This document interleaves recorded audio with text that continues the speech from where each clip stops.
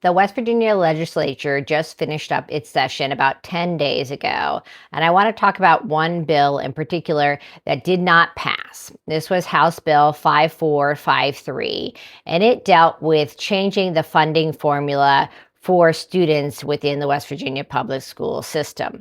There are a lot of good parts of this bill, but I was particularly excited to see that it offered extra funding for students who are identified as having special education needs. That special education numbers have been rising nationally across the board.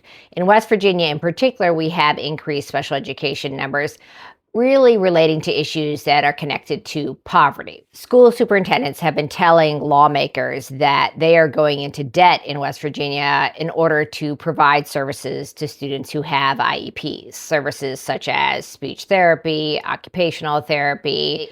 Statewide, we're estimating that we have about $200 million a year that we are spending over what we currently have in our state and federal funding in order to provide these services. This bill would have pretty much covered that $200 million in extra funding that we need as a state. Instead, lawmakers expanded our voucher program, which was $100 million this year, and they are now projecting it to be $230 million next year. This voucher program can be applied to students who are going into any private school in the state or into homeschooling. There are no limits on who can use this voucher program. This voucher program is essentially now driving more families into private schools, into homeschooling, and that concentration of special education students is getting more dense within the public education system, and we have no additional funding to support all their additional needs. And some responsible lawmakers recognize this and were being proactive.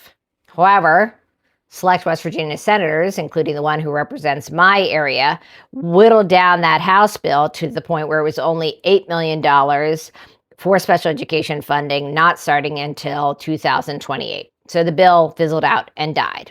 So we really have to consider, who are we electing, and do they show a voting record that demonstrates a care for public schools and demonstrates a care for special education students. For those of us who are still in the trenches, we need to continue to lift each other up and band together and be a team. Parents, administrators, staff members, we all need to rally around these kids and try to come up with the best solutions we can. And we also need to recognize that there isn't necessarily a hero who's going to come and save us and save the kids. We are the heroes. And every day we are showing up, wearing our invisible capes, and we are doing real, meaningful work.